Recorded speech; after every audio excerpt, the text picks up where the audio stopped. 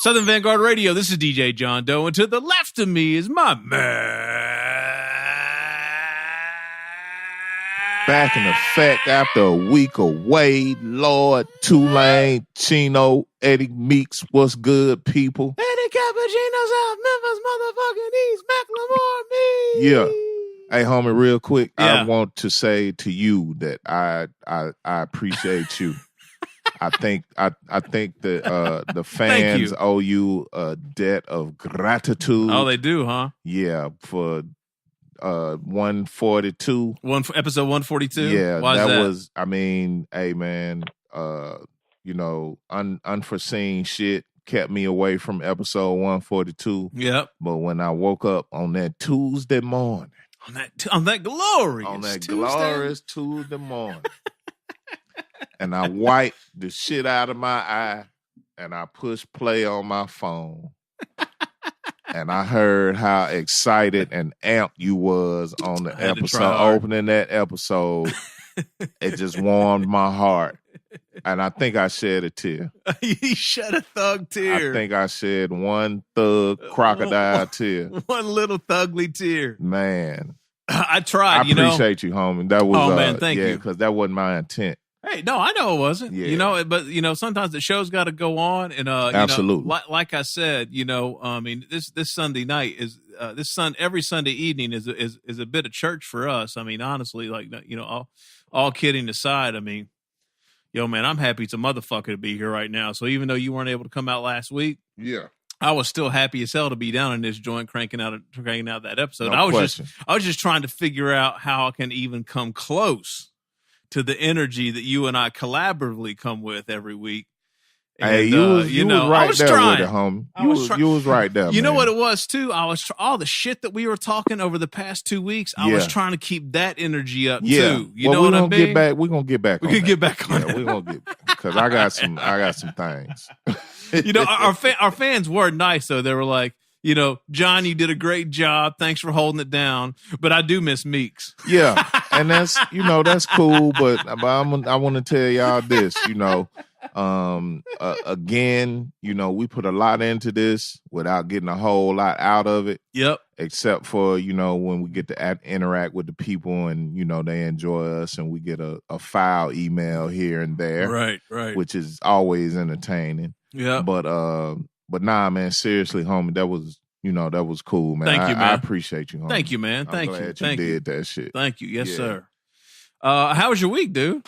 Thanksgiving. I don't know how to act, man. Tomorrow we back in the fucking real world. I've been off since the 17th. Golly, man, I've been off since the 17th. I am envious of you, my man. Holy shit. All I got to do now is make it to December 22nd, and I have another mammoth vacation off. My date's December 26th. Okay. Because all this holiday shit is over then. Yeah. I don't care if I'm working or if I'm off or what. I just need to make it to December 26th. I'm just trying to get out of the job. That's the whole thing with me. Because the little downtime it's been really cool. Yeah, man. It's nice. It's nice, it's been man. real cool. All jokes aside, I was off for about, I don't know, really off for, since probably last Tuesday or so or Wednesday, and it was nice. Yeah, hell but, it's never really a vacation, especially when you got them, Anyway. Nah, man. All right. So, take it how it come to us. Yeah. Yes, sir. It was all good, man. Yes, and sir. I hope all y'all had a wonderful holiday. Yes, sir. I hope y'all had as much time off as we did. And trying to get back to some things. Oh, real quick, I had some Tennessee bourbon. I saw that last weekend. last week, man. That's some strange shit. Okay, it's kind of strange, right? I mean, Tennessee bourbon is odd. It's usually there's a pretty definitive there's Tennessee whiskey, right, and then there's Kentucky bourbon. You usually get Tennessee sour mash, right? But it's not bourbon. It's not bourbon though, right? But they right next to each other in the liquor store. Yeah, exactly. You get Tennessee sour mash. You get Tennessee whiskey. That's like Dickel. Yeah, George Dickel is like he doesn't have sour mash on his shit. But looking at the Ezra would throw you off because this is Kentucky Sour Mash, according to the bottle. Right. But it's bourbon whiskey. Yeah. So is Jack Daniels actually bourbon whiskey or is it sour mash? I don't know. The questions are endless. I'm sorry. I don't know. Anyway. Yeah. It was some good bourbon though, man. It looked nice. That label was fly as shit. It looked nice. The label was fucking fly. Motherfucker, he looked like an old Elmer Fudd was on the label. But I was like, damn, they over there fucked up. I bet. Ooh, man, yo. He caught that. He caught that for nothing too, man. I believe it. That's a love. Anyway. Hell He's my father-in-law, man. Best father-in-law on the planet Earth, bro. And what'd you say? The more you drank it, the better it got? Oh, yeah, absolutely. Okay. Absolutely. That sounds about right. Yes, sir. Hell yeah. All right, well, let's get down to biz. This is an interview session. Before we get too far into it, if this is the first time you're listening because you're a fan of the gentleman that we have on the phone with us tonight, this is Southern Vanguard Radio. Yes, it is. We drop twice a week. On Tuesdays, it's a mixed show. 90 minutes or so of the latest and greatest hip-hop joints cut up by myself, yours truly, DJ John Doe.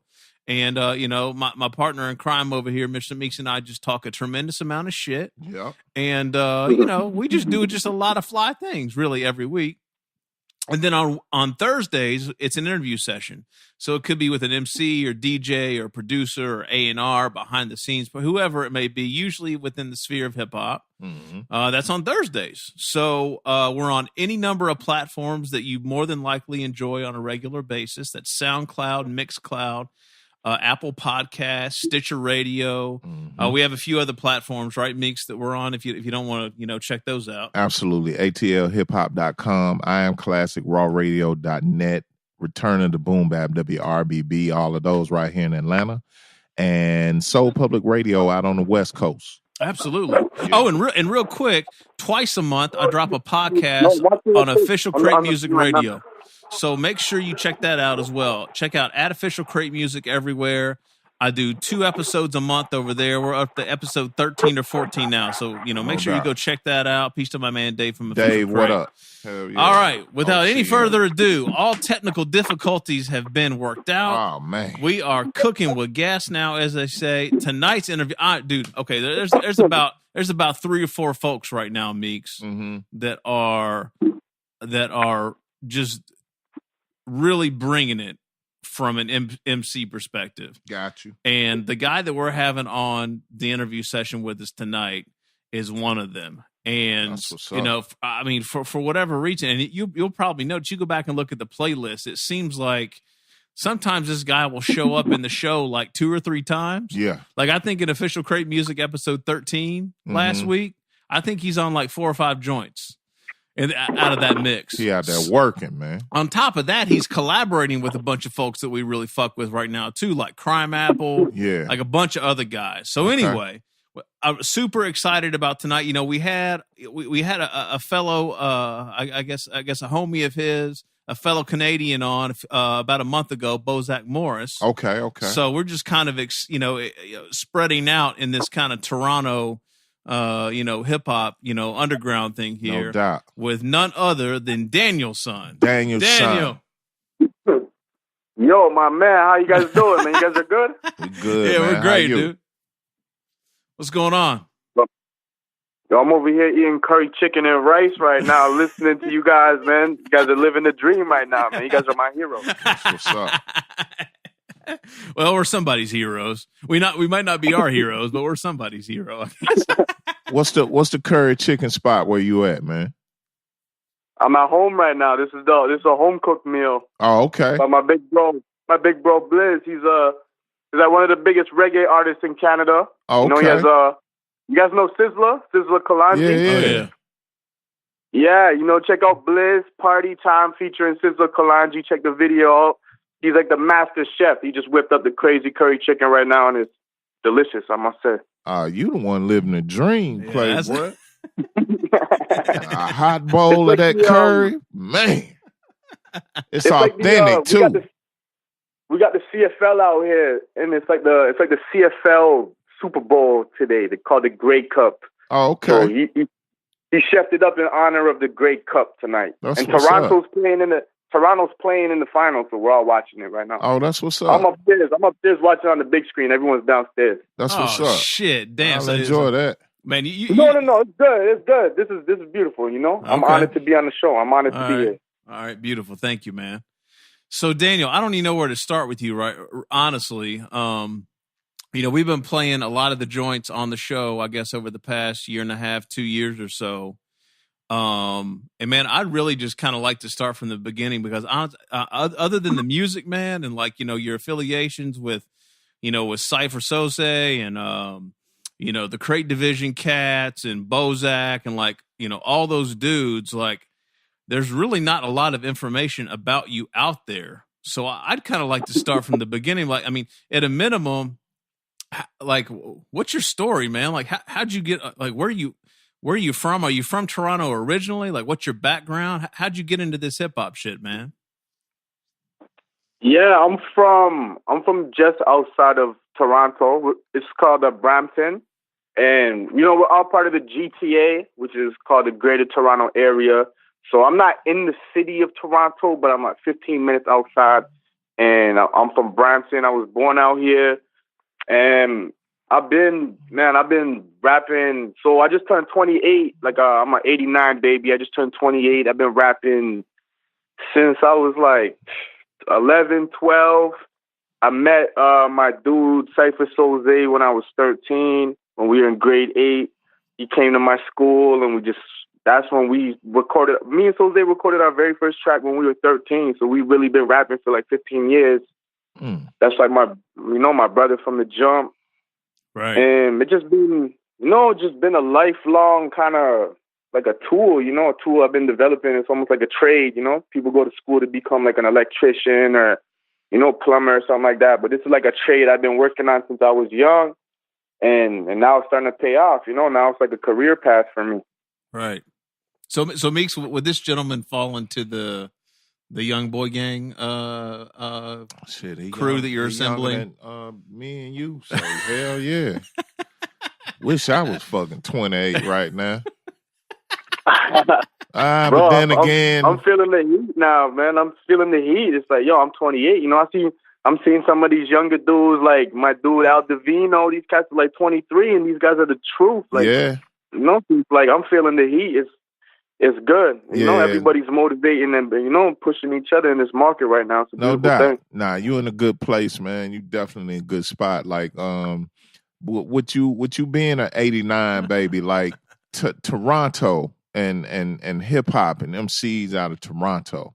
Like, what did you have to pull from coming up, if anything? Definitely, I had Cardinal Official. Mm-hmm. Like Bacardi slang was huge, and he had a lot of Cardinal had a lot of dope tracks. We had the Rascals. I'm not sure if you guys are familiar with Rascals. Yeah. I got Northern Touch. Yeah. Y'all can't hang with us. Oh yeah. No one coming through with the Northern Touch. Yeah.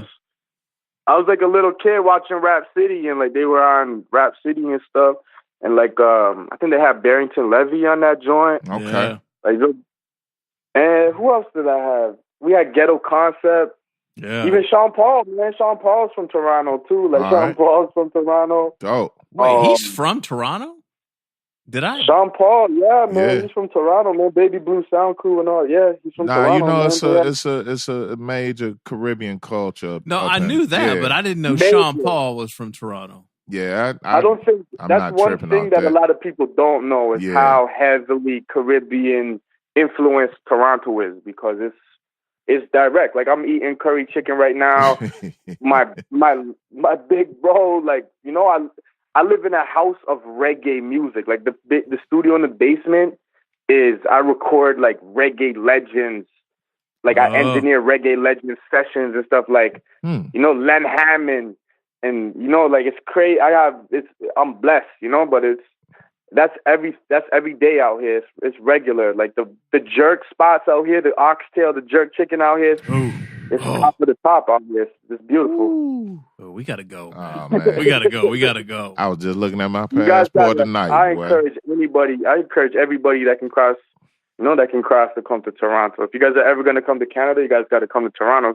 we're literally the most multicultural place on earth. I'm pretty sure it's like That's a what's fact. up. Like we have the most multicultures. Like it's crazy out here. It's a melting pot of cultures out here. Dope. Well, we should have better luck than our Skype did tonight because we couldn't call Canada, but I think you know I don't really have a bad record behind me. I know John is clean as a goddamn whistle, so we should be able to get across the border, no problem, man. No problem. I would love to come to Toronto for real. What was Bozack talking to us about? What did Bozack say we had to do? Bozack's out here. Yeah, Bozack's out there. What did he say we had to do? There was something he said we had to do when we get out there. Was it food related? It's always food related. Yeah, he's supposed to take us somewhere like to get some you guys authentic shit. Bozack is half Jamaican, right? Bozack's half Jamaican. He told you that, right? No, he did not. I'm pretty sure he's Chinese and I know for a fact he's half Jamaican. I'm pretty sure it's Chinese too.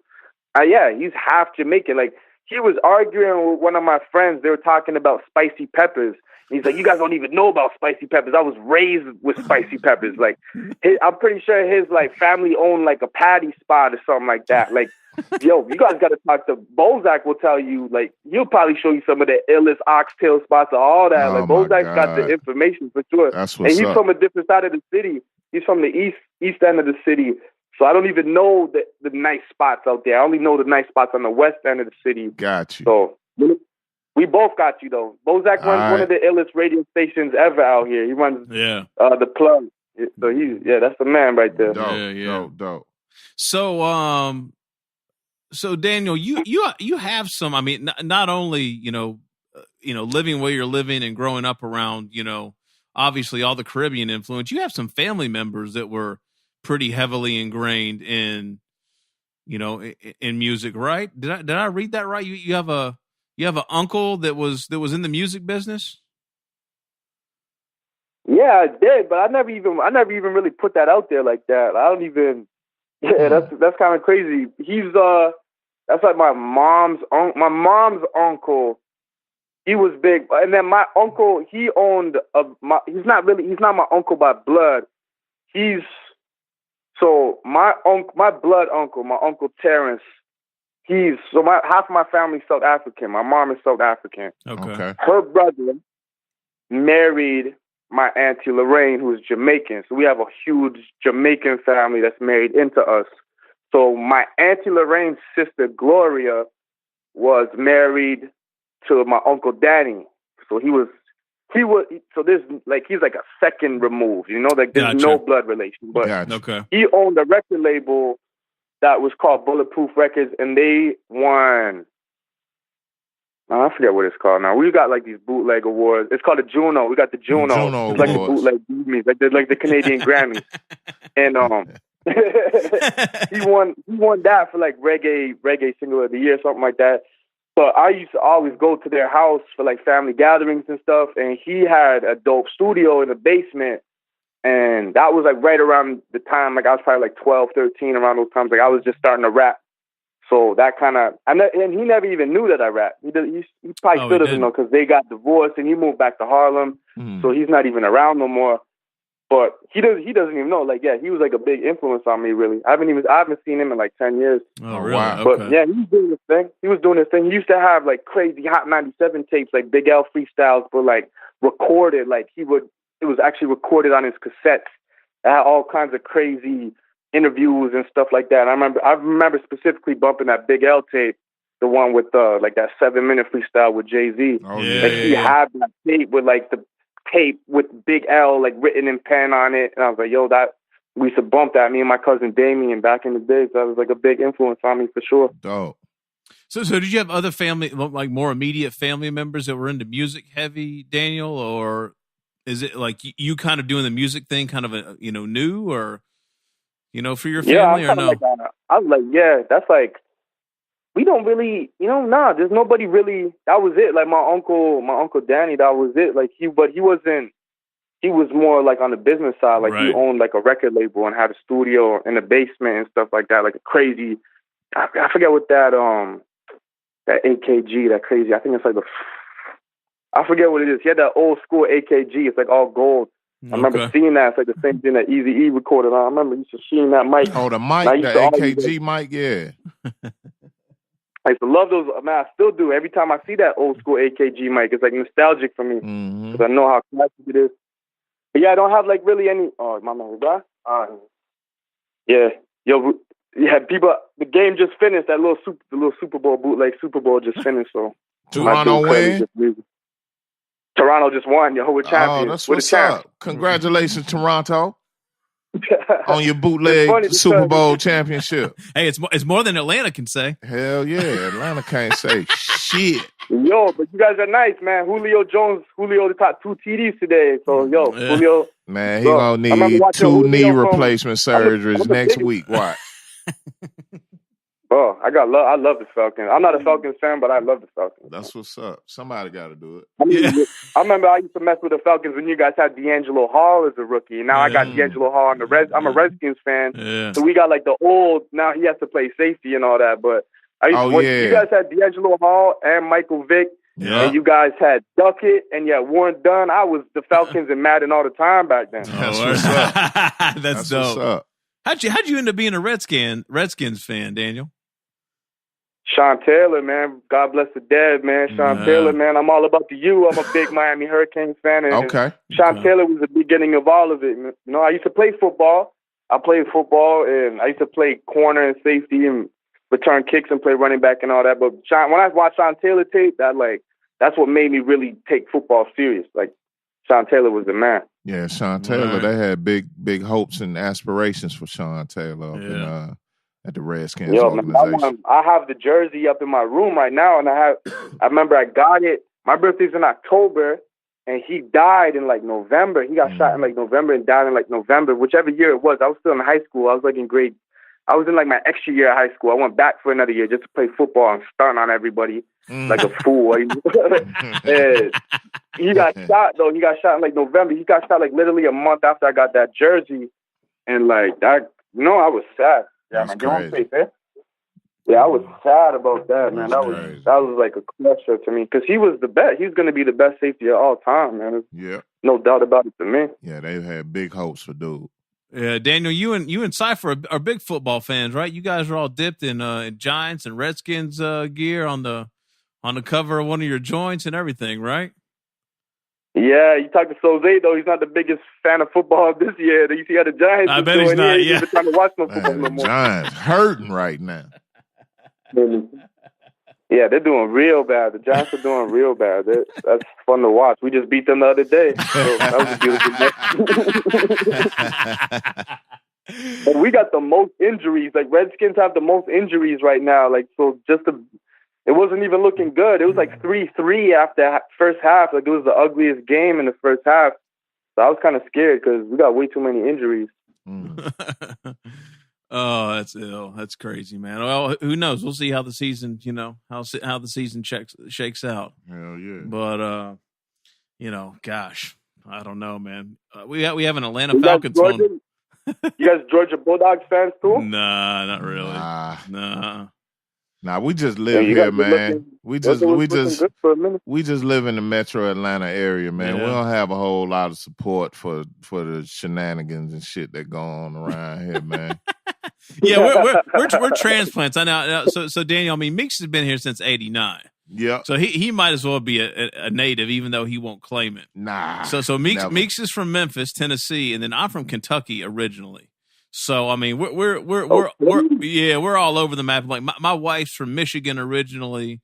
They're a Michigan State family. So I mean, like we're all over the place as far as sports allegiance. Yeah, exactly. Yeah, we're all over the place. Dude, my kids are so damn confused, man. Like they're like Michigan State fans, and then they're like, they're not Georgia fans, but then they're, I don't know, they're just they don't know what's going on. Yeah, exactly. So, anyway. You guys are close to the Georgia. Isn't Georgia Tech in Atlanta?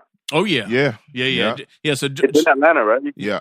Georgia Tech is downtown, midtown Atlanta, basically. Mm-hmm. But, University of Georgia is in Athens. It's just like 45 minutes from here. So it's all pretty close. Yeah.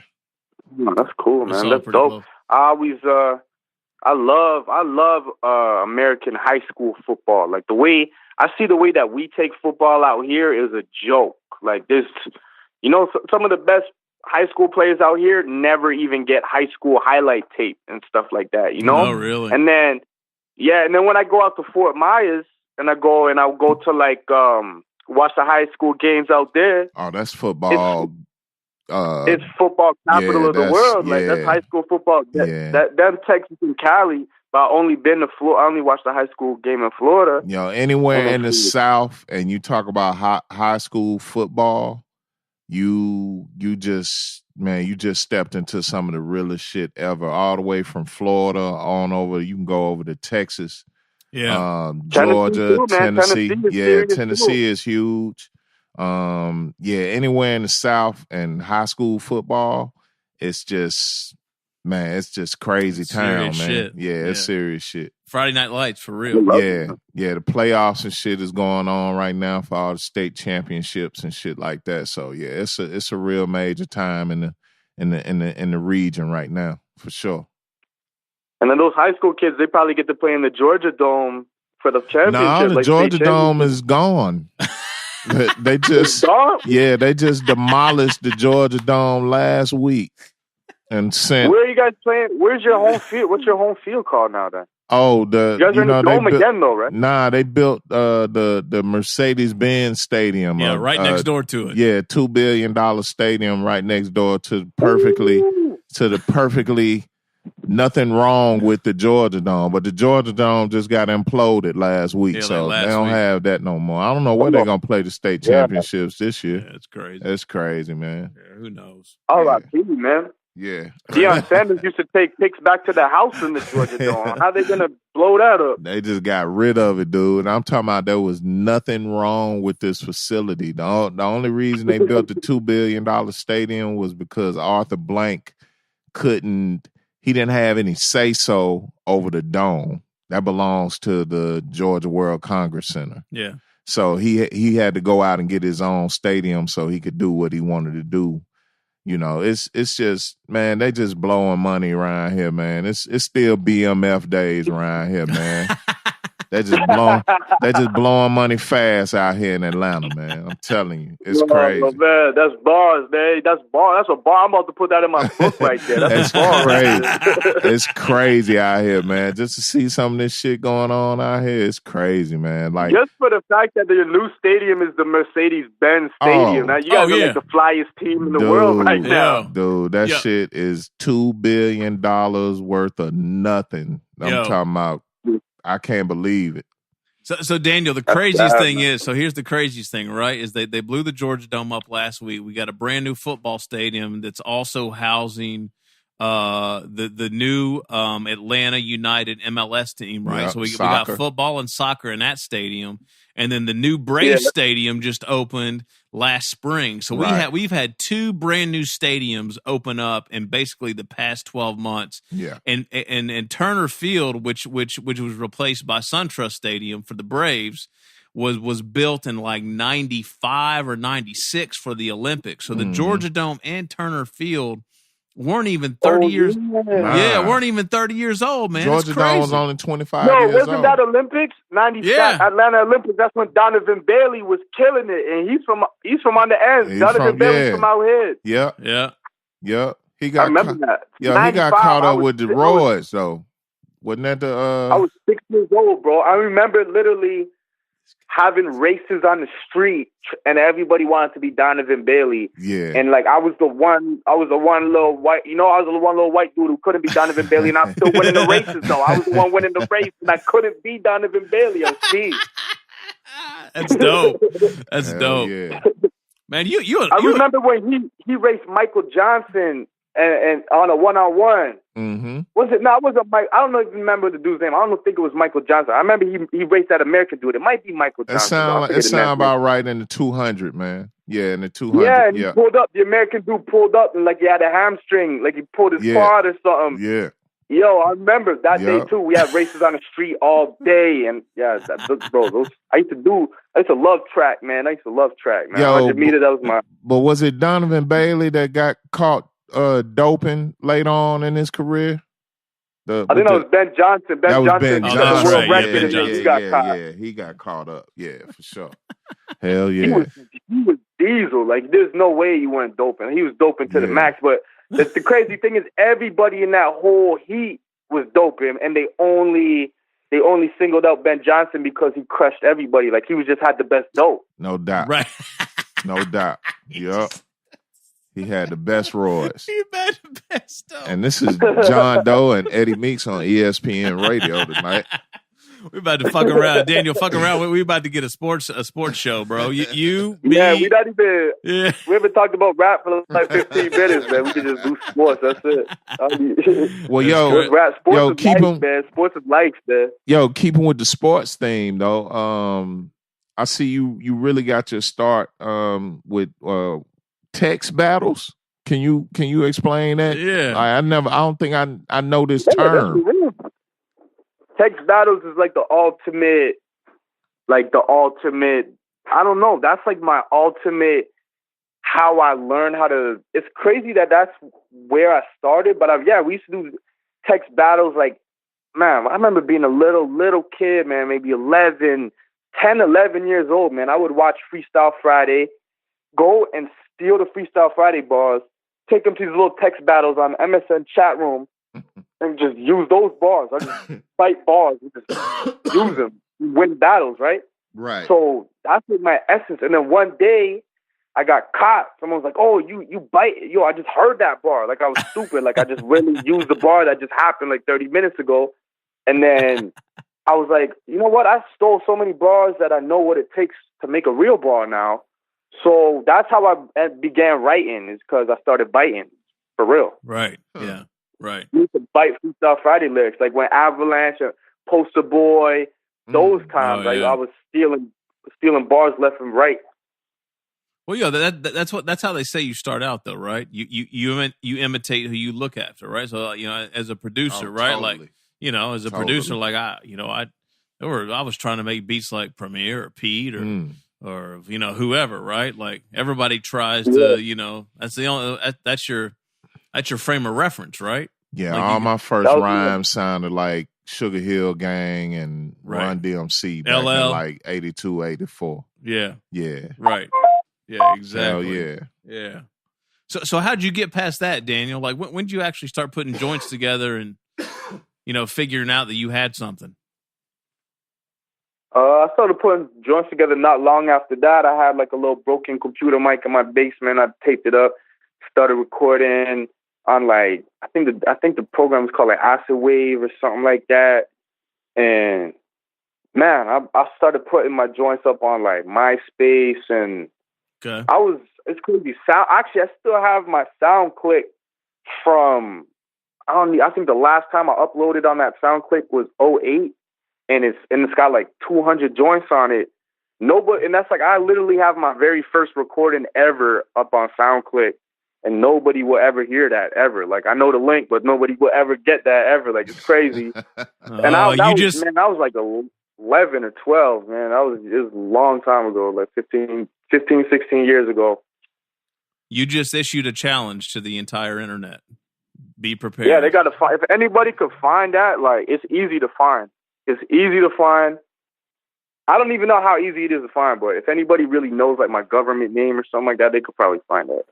That's an issue out, but that's an issue. Anybody could find that for me. They'll embarrass me. That's for sure. They got some dirt on me if they can ever find that. Like, it's the worst. It's a battle too. It's like an online battle. Like, I sound like a little kid and everything. It's the worst. I got my little battle bars. And there's some bars in there. I guarantee you, though. I always had bars, but I just didn't always know how to rap. I always knew how to write, but it took me a while to figure out how to rap. Yeah. So Daniel, when did you, like, what was the first joint that really like started hitting for you? Like, where you started getting, like real recognition? Like, I'm trying to think. I think I started paying attention to you when, like, I guess it was a Crate Divizion joint. I can't remember if it was, I can't remember if it was the Division Rivals or what it was, where I kind of like started paying attention a little bit more. Like, what joint first popped for you that started getting you some attention? I would say like around last August, I dropped a tape with Giallo called The Gunners Tape. Yeah. And that was the first time I ever got like spins from DJ Eclipse, and Primo spun one of the joints. And that was like what really made me like be like, whoa, like this is crazy. I don't know nobody from my ends ever even, got salutes from the legends like that ever. Like once I seen that Primo played me on the radio and he hit me up, like I said, like, thank you for playing me on the radio. And he hit me and Giallo up saying that it was a dope record and all that. Once that happened, that was like, and the joint was called Roaches, which is ironic because that's the very first joint that me and Giallo ever made. And by the time that dropped, it was probably like a year, 2 years old. And I had joints on that whole tape that was brand new too. So it was just kind of ironic that the one joint that Primo played was the very first joint that we ever made. Like technically to me, it's not even the best record, but I guess it just gave that vibe. And Eclipse played a bunch of records and PF cut in, and bro, that tape was kind of the one that just made me say it got a little bit of that recognition. Like it got spins from the legends. Like I'm forever grateful for that. But that's what made me say, holy, like I could potentially do something with this. Like I gotta put my energy into this. And then we followed up. Then I got it with my dude Soze, who I've been rocking with since we were little kids, little teenagers. And we did this Division Rivals tape, and then Vinny Paz was bigging it up, and Eclipse again, and it was getting spins all over Sirius. So that one, I kind of think that one put a little bit more attention. Like, okay, this guy's following up. He's got more product. And then forwarding on to the Remo Gadji, Gunners was August 2016. Division Rivals is December 26, 2016. Then I dropped Remo Gadji in May 2017. And that's the one that was like, and I didn't even know what to expect. Yeah. I was just recording like crazy, put it together. It sounded good to me. I did all the recording, all the mixing. Gallo sent the beats. I just knocked them out. I didn't really know what to expect, but I knew that I had to get something out. So I knew I had to follow up. So I put that out, not knowing what to expect. I knew it was different. I knew it was like slower pace. I knew it was different. I knew that there was a lot of detail in the bars. Like I knew I was getting my message across how I wanted to, but I never really expected it to kind of pick up like it did. Right. And then that's the one that I think kind of people was like, okay, this guy's, he's not, there's no, I don't know. That's a good representation from the North, Right. From being from Canada, we got to work like twice as hard. So I feel like this body of work that I'm creating, because also me and Fiber Optics, we did Parisian Connections a week before I dropped Remo Gadji. So there was a good body of work where I feel like, okay, now I'm beginning to represent my area properly, and people are kind of starting to take notice. So I felt like, those are kind of like, that was like a noble deed. I was doing us justice out here, and also trying to put people on out here. Like I was trying to get, some my dude Blizz, I got him on joints. My big bro Blizz, I got him on some joints. Just trying to kind of show that diversity and that nature that's out here. that multiculturalism. Yeah. All different kinds of flavors. Because there's so much talent. Like my dude Soze, my dude Raspy, of course, my dude Asun Eastwood. Like, oh yeah, Bozack. Like it's crazy out here. There's so much talent, man. Yo, is it, with all the talent out there, is it hard to cut through? Like you said, you were saying, you finally starting to make some noise and people are starting to pay attention. But, how long of a stint are we talking about? Like, has it been a long road for you, or it's kind of, it's been a long time in the making. Like the fabrication process has been a long time to where I feel like I got to that comfortable level where I'm like, okay, I'm ready to swing swords with whoever type of thing. Like I always had that mind state. Like I came from the battle. I used to battle back in the days. I remember as a little kid, I always wanted to go to Scribble Jam. Do you guys remember Scribble Jam? Oh yeah, we went to a number of scribbles. Yeah. Yes, sir. That was my dream as a kid, was to battle on the Scribble Jam stage. Because I used to do the battles on the beats. Like I battled Organic, the guy who created King of the Dot, in my first battle ever. I was like 15. I was in grade 11, 15, 16. And that was my first battle ever on stage. Oh, and I beat him. And I was like, yo, I beat him. And I was like, yo, bro, like I come from that battle mind state where I'm like, all right, I'm down to go whenever. But the skill, it took me a while just to make sure to catch up everything together, get the right recipe together. So yeah, it's kind of been a long time coming, but really I feel like this was my rookie year because I really dropped my first tape that did damage in August, and it's just kind of been following up since then. And now it's been just over a little bit of a year. And I seen Hus Kingpin was saying like he thought I was the most impressive new MC 2017. So it's like, yeah, this kind of was like my rookie year. Even though I've been working on it forever. Right. I was like an amateur before, and now I'm like in the professional ranks now. Dope. What's the process like in the city in TO as far as like getting on and doing shows and getting your music out there and stuff like that? Like what course of actions do you and like other MCs in Toronto have to, what kind of moves y'all have to make to get heard? Well, first of all, the sound of Toronto is not like Daniel's son. Like this, it's not this sound that's popular out here, because we of course have Drake, we have The Weeknd, we have Party Next Door. Everybody out here is doing the R&B. Everyone's kind of doing like that trap R&B type sound. Yeah. And I in particular, I like listening to it. I like Drake's music, even though that's not the lane for me. That's not what I grew up on. I just like because I know it's Toronto. Like this is a sound that represents us. Like this is us. He uses our terminology, the beats, everything is it all kind of has a Caribbean influence. Like that's what it really is out here. So we can relate to it, but what's popular out here is that sound, like the auto tune. There's young artists out here that are so popular they'll drop a video and it do like 100,000 in a day, and they're big. Like they're big, but the thing is they're big within the city.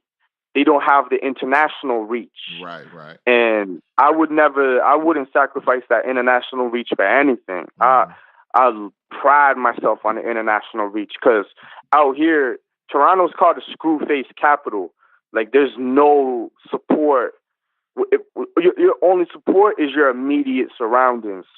Other than that, everybody else is trying to get on. So nobody wants to help anybody get on. It's all like a battle out here just to try and get on. Gotcha. So you got these dudes who are like block famous. They're famous on the block and all the different really, where Toronto music is big, even like all like the trap R&B. We're really big in UK, but UK also has a very big Caribbean influence. It's like Jamaica, UK, and Toronto. We're like that trinity of like where like the real authentic Jamaican community and all kind of Caribbean, all the islands. Yeah. With like that's like a real hotbed. Because I know that there's Caribbean people in all places, but there's like 3 hotbeds, and so they kind of relate to our music better than maybe people in the States would relate to our music. Okay, right. But as far as for my process, like my man Bozack is a big part of that. Like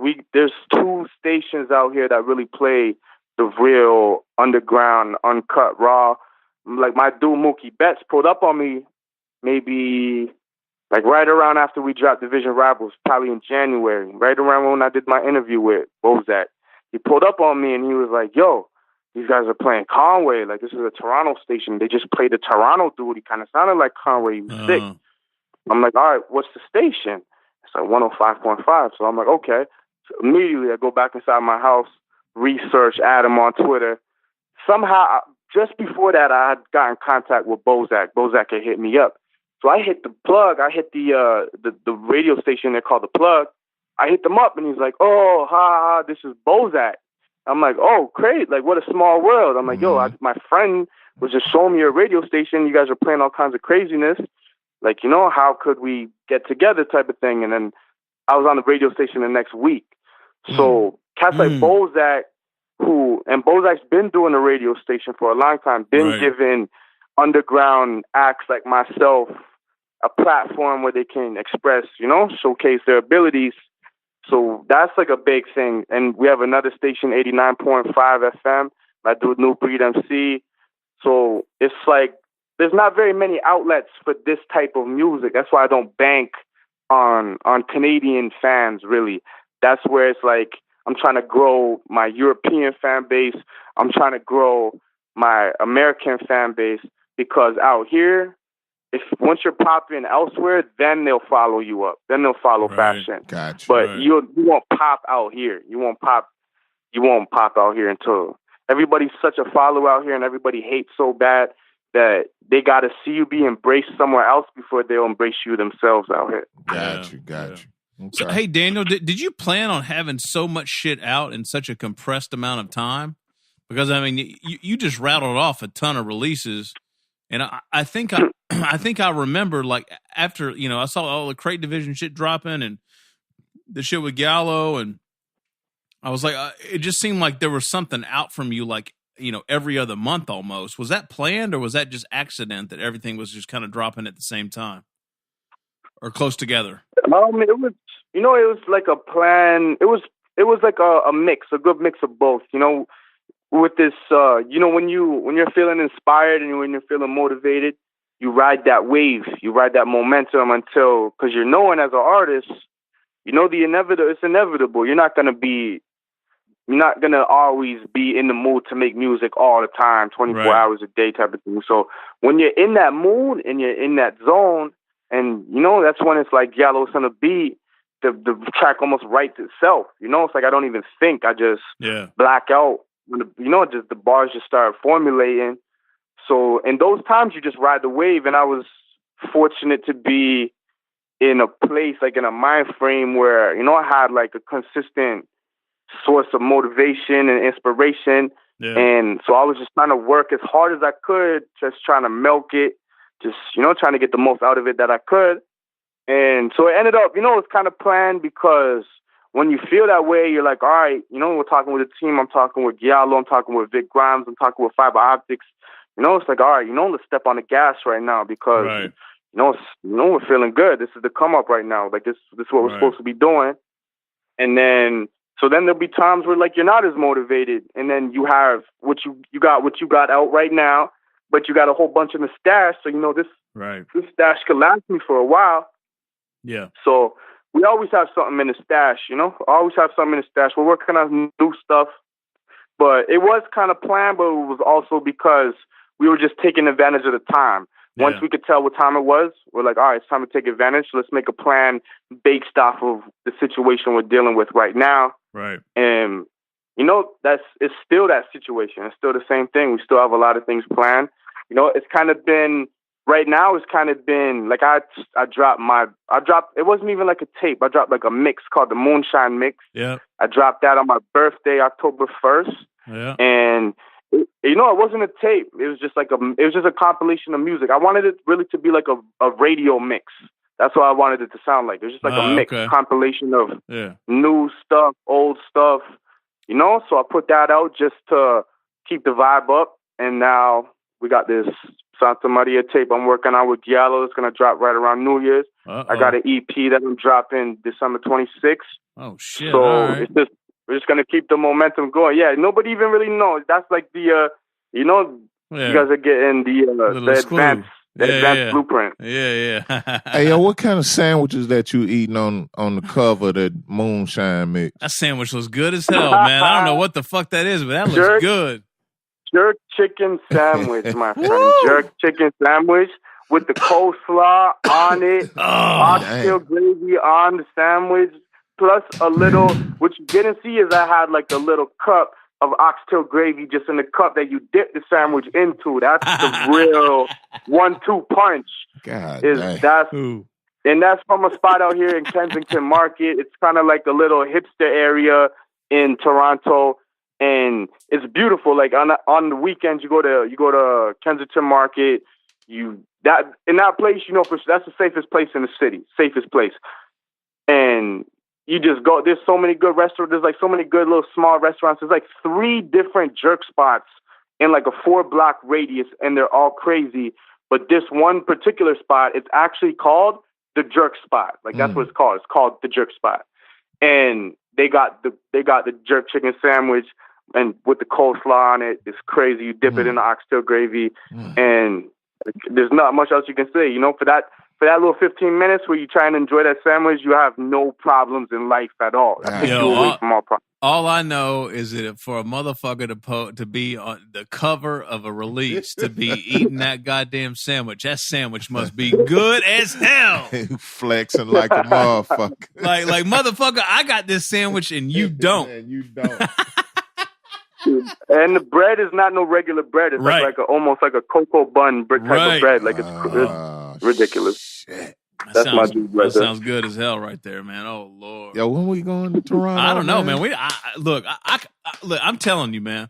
I fuck with Toronto. I've been there twice.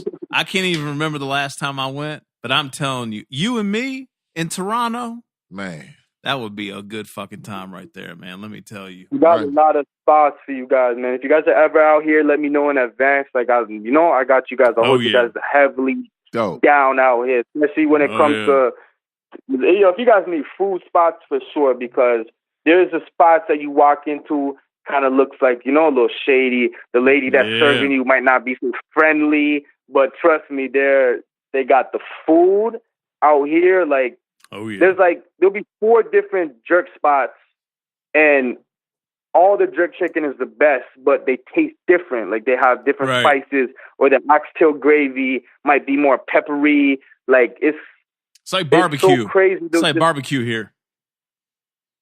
Yeah, exactly. Exactly. Barbecue in itself, I never really got, I never been to Tennessee. I never been to Georgia either. Like, I need that down south barbecue the way you guys need that Toronto jerk, like Caribbean. Well, we're gonna have to barter, man. We're gonna have to do something, man. Cause I got the Memphis barbecue on lock. Yeah, you ain't got to worry about that. So we'll work it out. Brisket. I'm a sandwich dude. I need that beef brisket. I need that brisket sandwich. Like, that's all I need. I got the swap for you guys. I just need that brisket. Like, that's me all day. You go. We'll work it out. No problem. Yo, Daniel. That's love, man. Daniel, what's up with you and Crimeapple, man? Because honestly, you and him right now, like the two of you are my guys right now, and you guys are collaborating a lot. Like, tell us a little bit about that relationship, and why you guys are just making the music that you guys are turning out, man, is just incredible. Man, thank you, man. Crimeapple is a real seriously talented dude, man. He's like, I never met him. Like, I never even been to Jersey in my life, so I'm gonna be going to Jersey for sure. We're definitely gonna be linking, but there was a time, like, when I was working on Remo and whatever I was working on at the time, when you're kind of in that mindset, you're not listening to nobody. You're just listening to your own stuff. Right. I'm probably listening to jazz music, or like I'm listening to Jim Morrison, just trying to get inspiration from sources elsewhere, like just where I'd naturally drive my inspiration from. Like, I might just be listening to the jazz radio station. I might hear some craziness in like a 1 minute period just on the radio, and I'll be a passenger in a car, and that will make me write like 16 bars just off this crazy acid jazz that has no real tempo to it. It just keeps switching. So when I'm done, I release Remo and all that. I'm kind of taking my little downtime. I'm like, all right, let me see what the competition is dealing with. I'm seeing Giallo been talking about this guy Crimeapple, and he's on SmooVth joint. So I'm like, let me check who this dude Crimeapple is. Like, if Giallo's bigging him up like this guy must be a serious dude. So I checked him out, and I didn't even know what to expect. When I saw him, when I saw what he looked like, I'm like, this guy gotta be fucking ill. Like, he looks like one of those dudes that is like a mutant. Like, he just looks like a mutant, You can tell when the power level is high, like, immediately. It's like, oh shit, this guy looks like fucking like a serial killer type dude, So I check him out, and it's funny because the very first track I ever checked from him, was called Soze because my brother's name is Soze. You know, so I checked the track Soze. Oh yeah. And the man's like, he says like, I'm only here to check out the chocha or some shit like that. Like, bro, I'm just hearing the way that the man's articulating his whole attitude and his whole like confidence, and I'm like, yo, this guy's a fucking problem. Like, yo, where the fuck did this guy come from? I never heard of this guy before. Like, Giallo has a way of finding, and I know that Giallo wasn't the one. Like, you know, Buck Dudley, and I know Crimeapple been doing this thing. Yeah. But just in my point of view, Giallo was the one that pointed me in that direction where, you know, I paid attention to it, and it's like, and the joints that Crimeapple has with Giallo are fucking crazy too. Right. So I was just like, and I'm a dude really that I don't really like to ask for anything. I don't like to ask for nothing. Yeah. I just rather get it on my own, or I'll keep my mouth quiet, even to my own detriment. You know, like even to my own detriment, I won't ask for shit. Right. So it was because I'm like, you know, Crimeapple's crazy. He's mad ill. You know, he probably demands a high number for the feature price. I got my home team that I work with already, so I don't really need features in my own like little stubborn way. I'm like, I don't need features or whatever, even though these guys are mad ill. So luckily for me, fortunately for me, Crimeapple hit me up, and that's just a sign of how humble he is. He's just a humble dude. Just hit you up, say what's up. In this competitive market that we're in, where like everybody's trying to fight for their own out here, he hit me up, and I could just, you know, you could just read the energy immediately. And it's like, I know if I go out to Jersey and go politic with him, it's going to be like we've been chilling for our whole life type of dude. Yeah. And the man's bars are crazy, and his production is crazy. Like, salute my dude, Buck Dudley, that he's been doing his work with. And, bro, so, yeah, we just been working. Like, he been sending a couple of joints. I got him on my Santa Maria tape with Giallo Point on a joint called Daily Soup.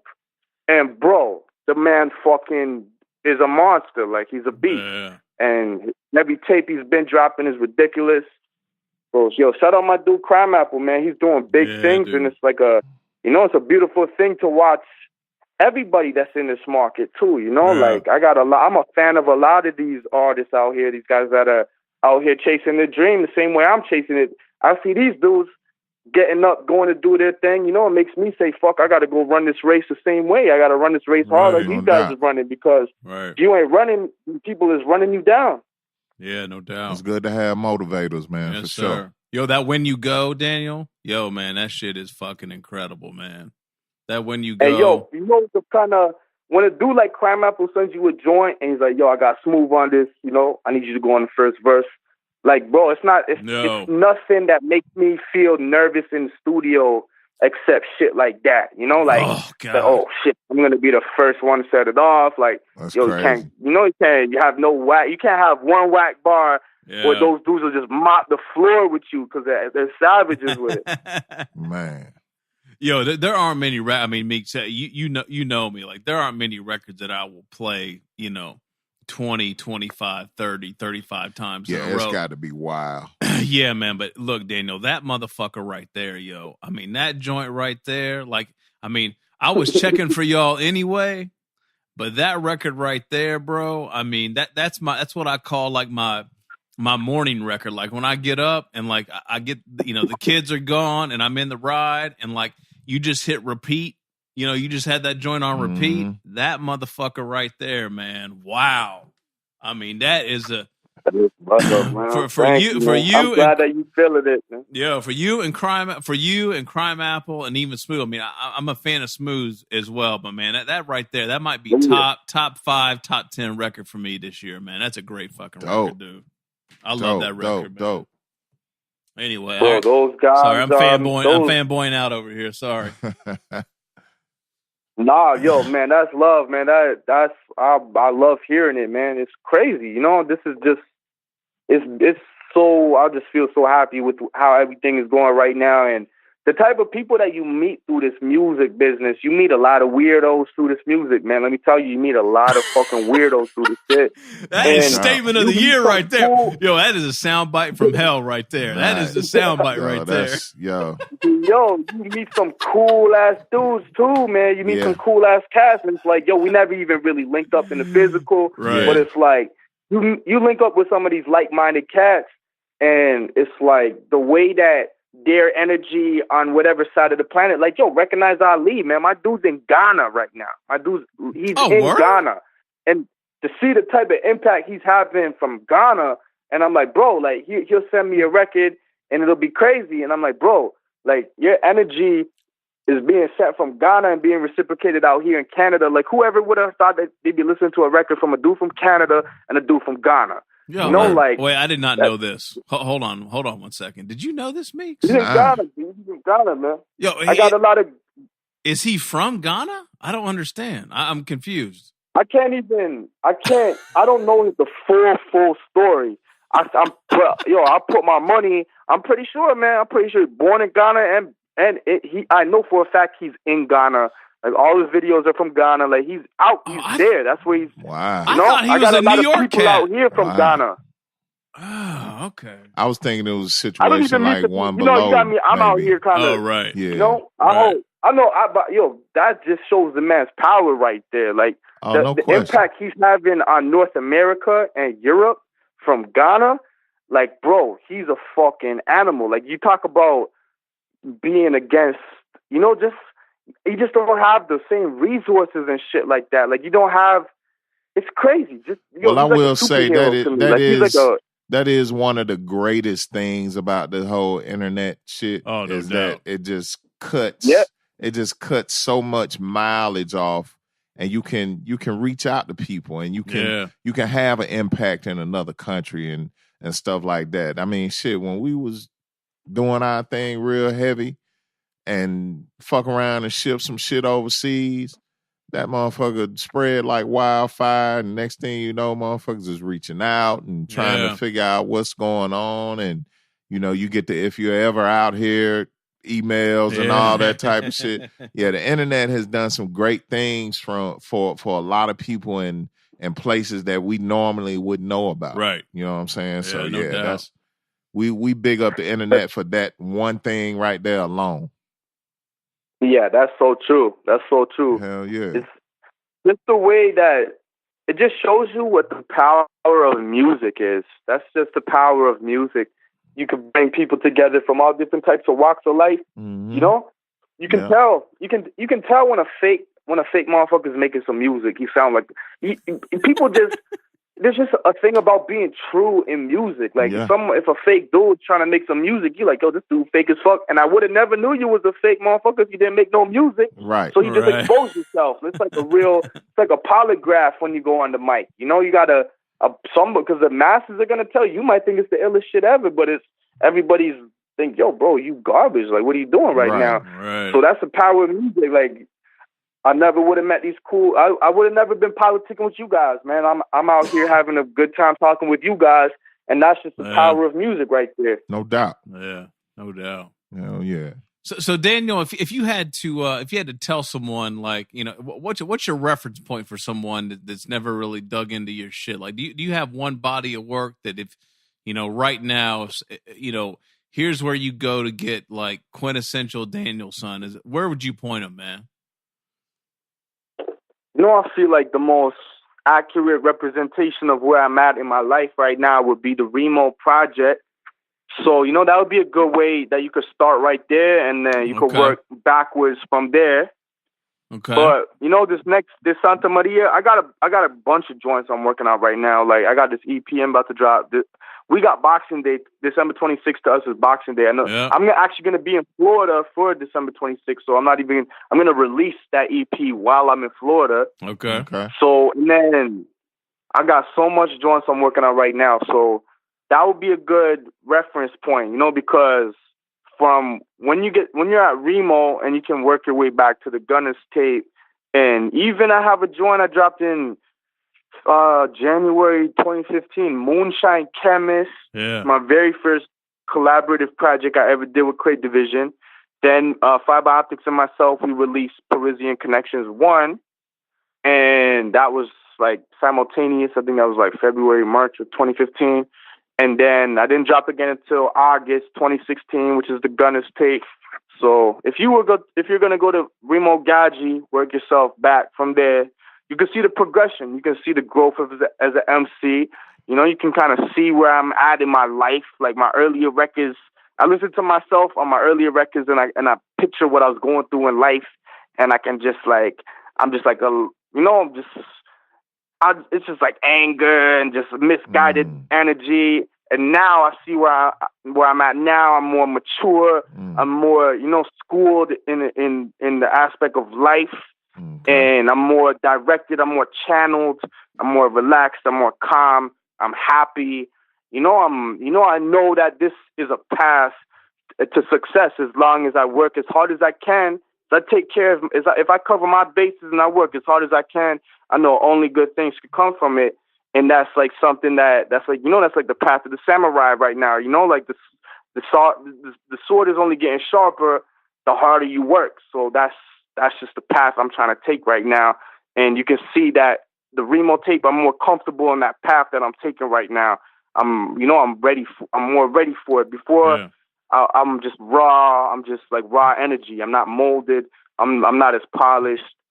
So, and then by the time you work yourself back, I'll drop this new stuff. I got this new stuff, just trying to show how, sharp the sword is. Because you see these cats out here, man, these cats will take your head off with one swing. So I'm trying to keep my sword sharp like that too. Yeah. That's what's up.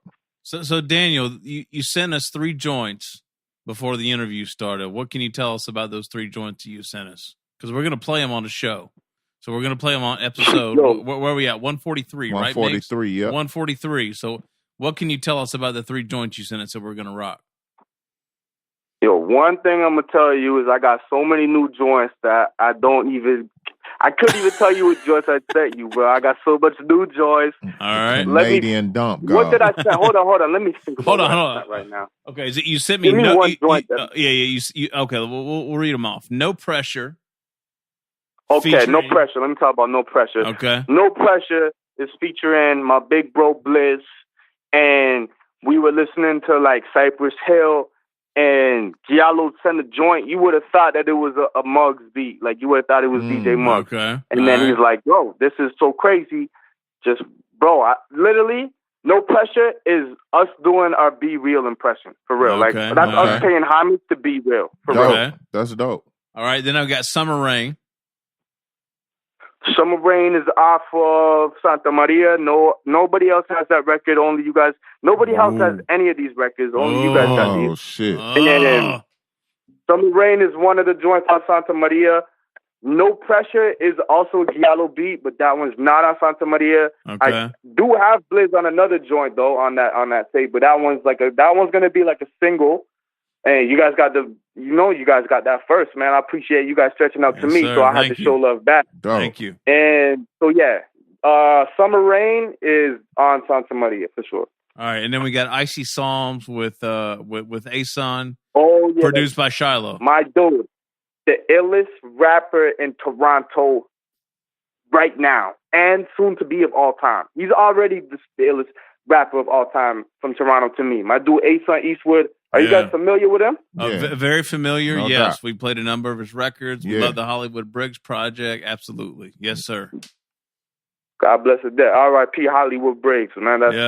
Bro, Asun Eastwood is the truth. The same Asun Eastwood, Crimeapple, Estinac, El Divino, Code 9, my dude Saipher Soze, my dude Raspy, my dude Bliss, Lil Ito.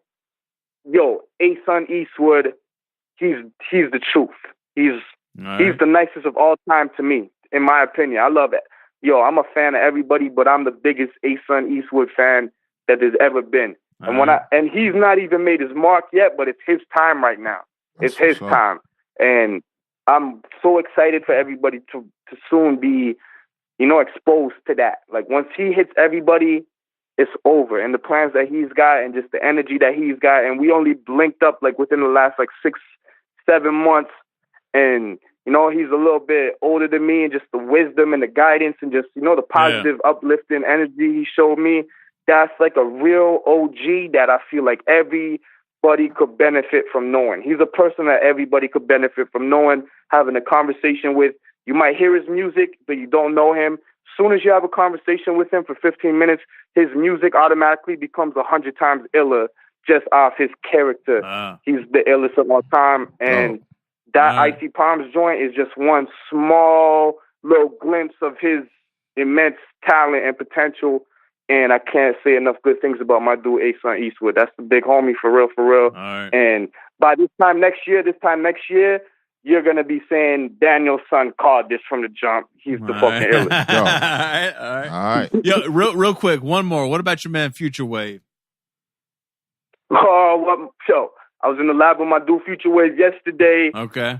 Bro, same thing. Like, met him within the last 6-7 months. Next thing I know, he's tied in. So Future Wave is kind of like my story, but kind of maximum. Future Wave grew up in a really, really rough area out here called Rexdale, right?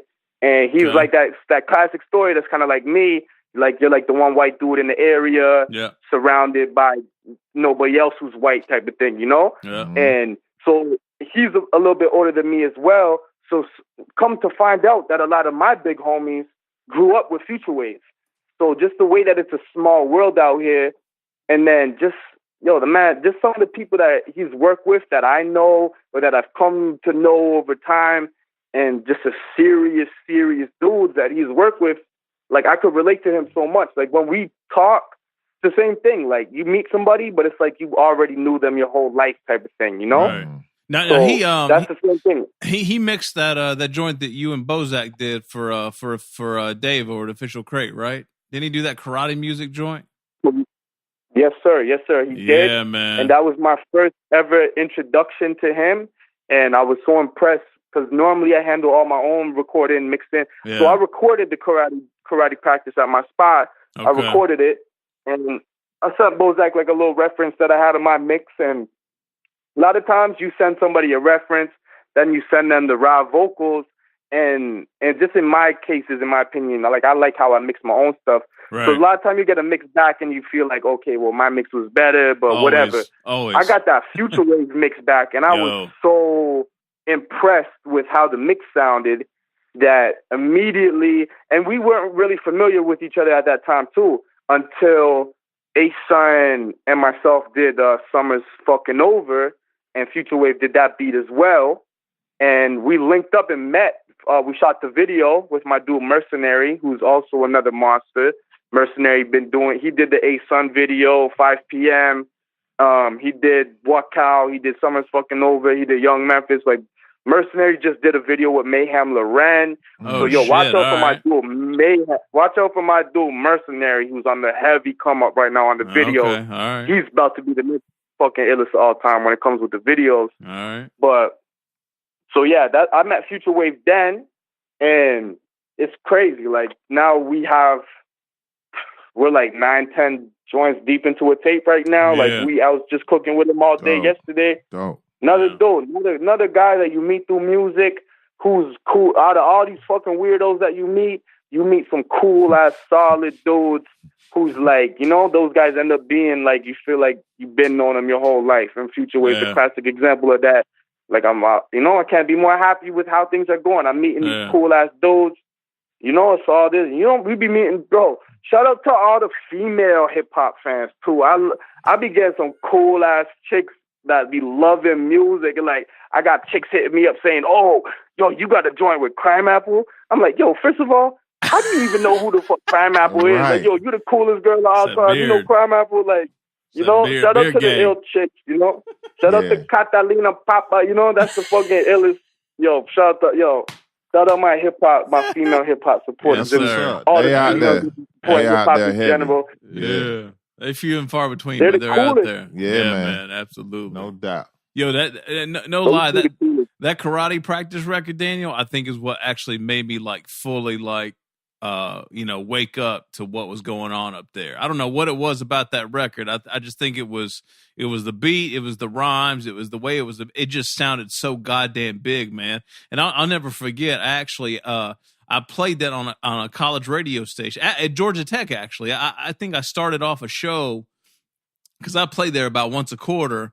And Dave sent me a clean of it, and I dropped that joint at the beginning of the show, and there were like 4 or 5 people that were hanging out in the station, and like came over and asked me what that was, and like when that happens, you have something, and I think that was the one joint that I was like, oh okay, these cats are onto something. I got to figure out what the hell's going on here. So yeah, big shout to Future Wave, man, and Bozack, and everything you guys are doing up there, man. The movement's dope, man. I love it. No doubt. It's a beautiful thing, man, just to be, part of it, just to kind of, sometimes you take time and reflect, because when you're in it and everything is flowing, you're just living life. I'm just living life. This is just what I do. This is just my daily life. And then when I take time and reflect and I look back on it, and you get these people that hit you up and you're like, your records helped me through tough times, and I really appreciate, you kind of see a little bit of an impact. I know where I'm at. I'm a realist.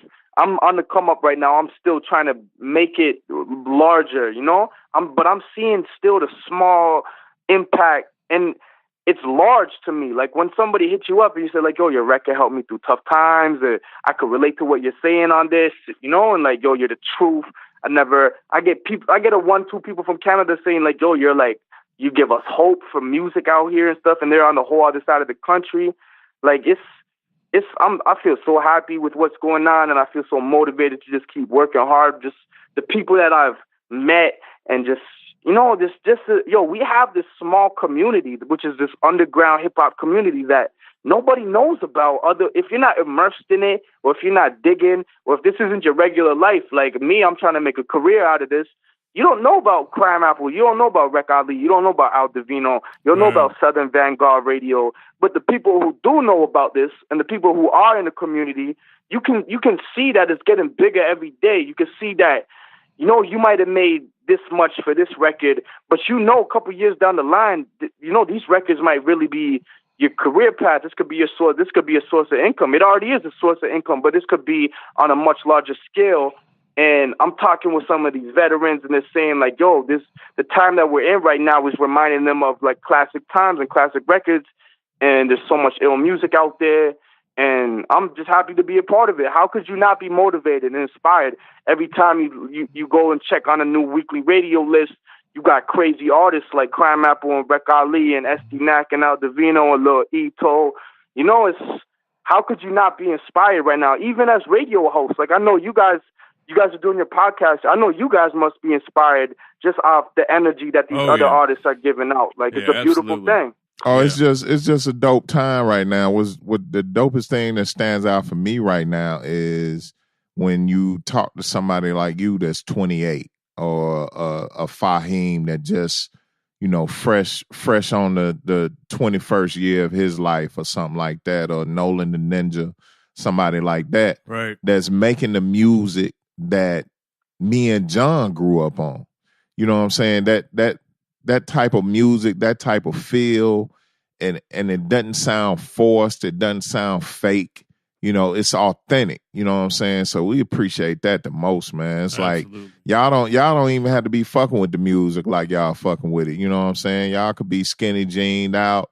The same 808 on every record on the album and all of that, mumbling your ass off, but y'all doing it like it's supposed to be done, and that's got to be recognized.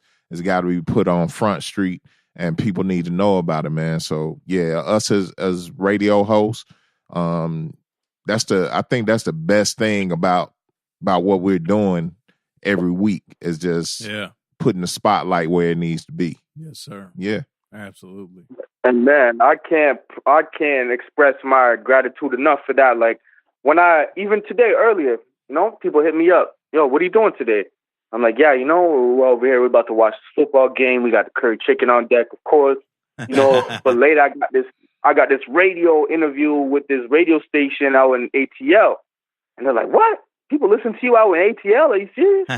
Like, you know, you guys are giving us that platform, and that's motivating. That's like, you know, that's the inspiration. It's like, okay, you know, there's people out in ATL that's running the records. Like, nobody would have thought that. Who knew? Who would have knew? Who knew that we had that kind of impact? So that's like that just gives me more motivation to just be like, okay, this is what the market is now. How can we keep pushing this forward? How can we keep expanding it? When you got these young dudes, like you said, like Fahim and Divino, you know, these young dudes that's like 5 years younger than me. And it's like, yo, these guys are monsters. Like, these guys will body anybody on a record, you know? It's like, you know that it's really like morals and values in life. And I was one of those dudes who learned a lot of morals and values of life through listening to records, through listening to rap. You know, my idols were rappers. You know, my idols were rappers, pretty much. Yeah. My idols were like my immediate surroundings, but I wanted to be like Redman. You know, my Redman was my favorite rapper. I wanted to be like Raekwon. You know, I kind of wanted to be like Eminem for a little bit, but not too long. You know, then I went back to wanting to be like Redman again. But that's real. That's some real shit right there. But it's like morals and values of life that you can see, you know, where it's reciprocated. Like, this is what I grew up on. This is what I know. When I was a little kid, I would run home from my bus, get home into school, and I would see, I'll be there. I see that on Rap City in the basement. I see the girl ride the bike into the car, and I would laugh my ass off every time. Like, that's my shit. Like, that's my life. So now when it's like, when I'm trying to rap on the same kind of beats that Redman rapped on, and I'm trying to just rap about what's going on in my life, or just try to make funny jokes or something like that in the raps, it's just morals and values that I was taught and I learned. And when it comes down to it, when I'm in the studio, and for any youngin that's out there that's aspiring to be an artist in any genre or whatever, when you're in the studio, you're not out in the street getting into trouble. You're not fucking around. You're doing something productive, and you're still reciprocating those morals and values that you learned when you was a youngin, when I was a youngin. So it's like you're really doing something positive, and if you put that work into it, then it becomes constructive, and it becomes something that you could really, you know, you could use that to leverage your life. You could, you know, who knows what's going to happen in a couple more years. If I keep doing my little thing and I keep putting my energy into this rap shit, then I'm not out in the street doing stupid shit. I'm not getting in trouble. You know, I have a place, I have a routine. That shit that's just an essence of life, like being in a good frame of mind, being in a good routine. You know, that having something that you can put your energy into that's constructive. And this music shit just happens to be it. And, you know, it's a blessing. I'm just doing what I wanted to be when I was a little kid. I wanted to be Redman. Now I'm just trying to be, you know, I'm just Daniel's son doing my little raps. There you go. All right. Well, Daniel, thank you for your time tonight, man. Why don't you tell everyone where they can support you? Yeah, more importantly, where they can put down some of their hard-earned money for, some music or a T-shirt or some merch, something. Like, where can everybody go? Yo, you know what? You guys, you know, Daniel's son is out there. I'm doing my thing, you know, but if you guys, everybody with their hard-earned money, you know, you go look at some of these cats that's dropping crazy projects, like my dude Crimeapple. You got crazy EPs out there. You go check him out on his Bandcamp. You go check SD Knack. He just dropped Mini Mansion Dust Volume 2. Yeah. Make sure everybody go support those joints. If, you know, my dude Al Divino dumped that Dump God Divino Edition Part 2. You go check Al Divino on his Bandcamp. Make sure you guys, everybody supporting these same dudes that I'm out here rocking with, because I got my project that's dropping soon, but I got my little moonshine mix. You can check that out on brownbagmoney.bandcamp.com. There you go. That's out there for sale. But, you know, and anybody that's out there that's, you know, Christmas is coming up and all that. So, you know, if you don't really got everything going down, you know, and people still want to support the music, you can hit me up, cranekickson@gmail.com. Anybody that wants some fire joints and, they're trying to do the little thing. I do have a tape dropping for sale on the day after Christmas. So I know everybody got a little bit of Luciano in their pockets after Christmas. So I'm going to have that release coming. Okay. But until then, make sure you go support my brethren, like my dude Crimeapple Al Divino, SD-Nac, Lil Ito. Like, man, go get that SmooVth. Him and V-Don, that's the illest shit. Like, you know, go support everybody else that's putting their blood, sweat, and tears into this music, because I got love for all those dudes, and I'm gonna have my joint dropping soon. But you can catch me on the Instagram at thisbbm, on the Twitter. You know, you can YouTube me at Daniel Son Brown Bag Money, and just look. You know, we got way more. You know, I got everybody every name, and we got joints dropping with him. Make sure you go get that SmooVth Medellin. Support Giallo Point. Support Fiber Optics, Vic Grimes, Crate Division, the winners. Salute Husk Kingpin. You know, everybody that's doing the thing. Make sure you go get that Asun Eastwood, Hollywood Briggs, because that project is, God bless the dead, my dude Asun Eastwood, one of his very close friends, passed away untimely, and I saw the impact that had in the community. A lot of people that I knew, I never got the chance to meet Hollywood Briggs in the physical, but I saw the way that he was supporting my music and the music that Asun and I created. And I saw a lot of people that I know that knew him, and I didn't know that. And I just saw the way that it devastated a lot of people. And that project, all the proceeds for that project, and I know proceeds from that project go to the family. So that's a very good, that tape is ridiculous. Asun is so talented. It's in honor of his deceased friend, and the proceeds go to the family. So make sure you go to Ace. I'm not sure. Make sure you Google Asun Eastwood and find the Bandcamp. And go purchase that album and get a physical, because it's physicals, and, support what he's doing and support the family. I love what these guys are doing, and anybody that supports them is in a way supporting me, because we're all pushing this market forward. Dope. Yes, sir. Absolutely. Well, Daniel, thank you, man. Appreciate it's been a real pleasure. Yeah, man. Yeah, we love your energy, love the music, and we're gonna break off into some of these joints here in a little bit. No doubt. All right. Yo, anytime you guys are branching out into a sports edition, you can holler at me anytime, man. Got you.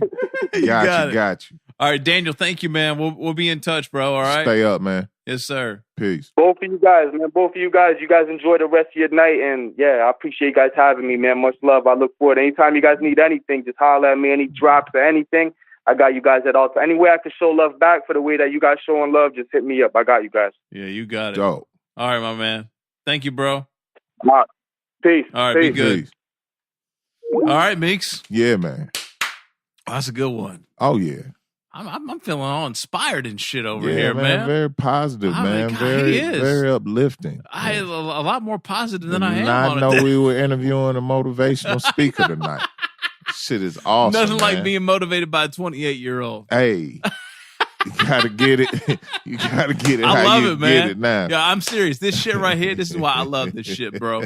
This interview tonight is why I love this shit, man. And it's why I keep doing shit like this, man. Because it just the energy and the passion, man, is just, I love it, man. It's second to none. Everybody complaining about hip hop right now, man. Slow down and find the real shit out here, man. Exactly. Like it's still some light out here. Y'all just need to slow down a little bit. Yep. Definitely turn that fucking radio off, Turn man. that goddamn thing off. And get to it, man. Just get to it. Yes, sir. It's out here. All right. Southern Vangard Radio, twice a week Meeks. Yeah. Twice a week Doe. Yeah. SoundCloud, Mixcloud, Apple Podcasts, Stitcher Radio. We're out there. Holler at us. We're out. Peace. Peace.